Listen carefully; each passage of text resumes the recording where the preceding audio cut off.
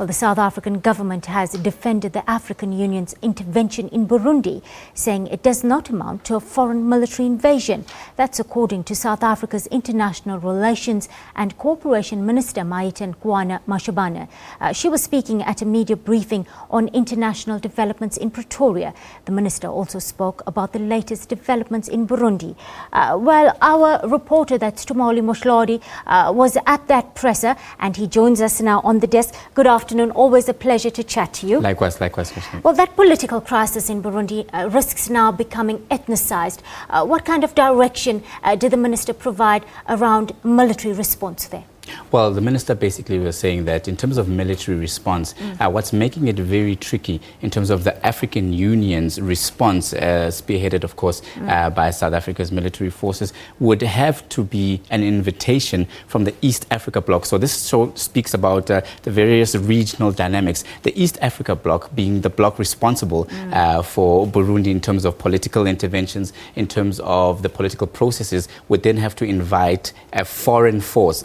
Foreign, this term being used very lightly or very loosely, because an African force would not necessarily be a foreign force, but because politically it's so tricky, some sectors within Burundi would be feeling that any force coming from outside the political process or the boundaries of Burundi will be seen as an intervening or invading force. So these were some of the sticking points that the minister had to outline, but saying that basically now talks are underway and they're at an advanced stage to try and iron out those difficulties, to say that an African force is there basically to push the agenda of security and stability in Burundi, and would not be intervening or invading the nation. The nation would then keep its sovereignty. However, the force will be there to basically keep the warring factions apart and make sure that civilians aren't caught in the middle. You'd know that, of course, Burundi being earmarked or being marked by international aid organizations and human rights organizations for atrocities and alleged human rights abuses that are being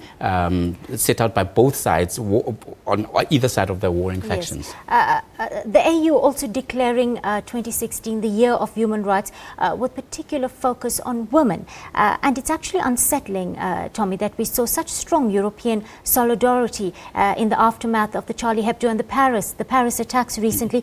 But in Africa itself, we have scores, women even, kidnapped, killed, raped every day, but without the media attention that it deserves.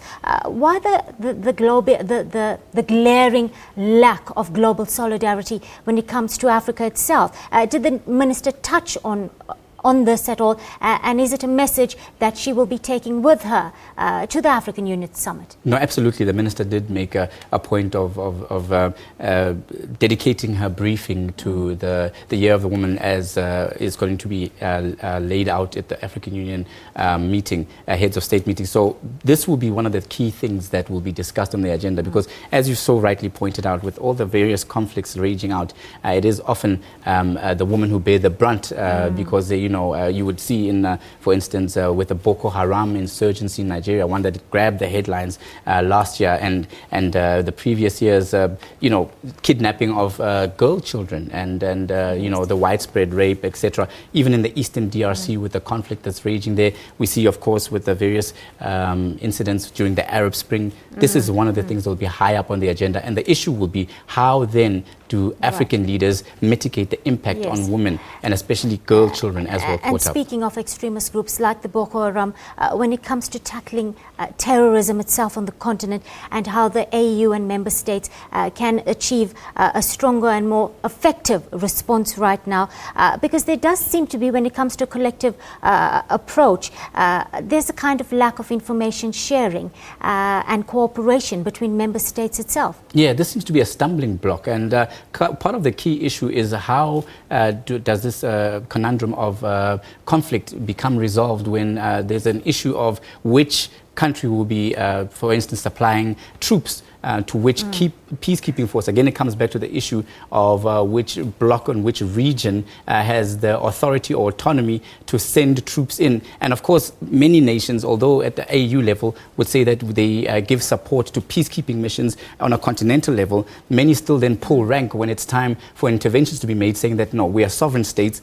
and sovereign states should solve their own sovereign issues. So these are some of the issues that the heads of state will have to iron out, because they speak in one voice when they talk about perhaps a peacekeeping mission in Africa that deals with African issues. We know that the UN peacekeeping missions have in the past been seen and criticized with how they intervene. But when you have an African peacekeeping mission, it's all good on paper, but when it has to be implemented, then the issue of sovereignty comes in. This will be a key issue that needs to be unpacked and needs to find solutions, because otherwise it'll be the same problem going forward. These conversations that we had before. As we run up to this crucial summit, we also see a number of African leaders amending their constitutions to change the cap on their length of their presidential mandates. Now, we saw it happen in the Congo, Burkina Faso, more recently in Burundi. How is the AU responding to this one, or are they just kind of skirting the issue right now? I think the AU has been skirting the issue for a longest while, because the AU has been also pushing the agenda on the side that there needs to be more accountability and transparency in governance, and good governance being the key to unlock Africa's potential. The debate has since moved to infrastructure. The AU seems to be skirting the issue of impunity and the issue of term limits and saying, no, look, the agenda for Africa needs to be about development. We need to get investment, and we need to do away with the regional borders that were inherited from the colonial era.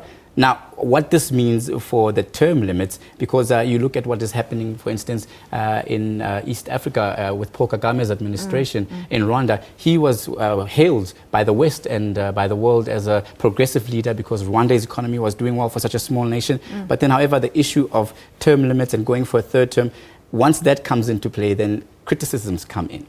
All right. Very quickly, before I let you go, we want to hear, Lesotho was really heading for a showdown with the SADC region. They seem to have done an about turn on accepting the report, the SADC Commission of Inquiry report into the death of former Army Commander Maparanko Mahao. Did the Minister touch on that at all, and how we are going to move forward with that saga? Yes, definitely. The Minister did touch on that. And South Africa is basically now coming very strongly on Lesotho, saying you have to get your house in order. You remember that Lesotho has missed several deadlines in terms of issues of constitutional reforms and setting a roadmap towards elections again. It seems the sticking issue again with Prime Minister Pakalitha Mosisili coming into play, his name being drawn in quite a lot, and he is basically unhappy with South Africa's interventions. But SADC is basically saying, pulling rank and saying you have to get your house in order. These election and roadmap has to be in place, because otherwise this crisis will just keep going. And of course, that deadline to publish that report is the 1st of February. All right.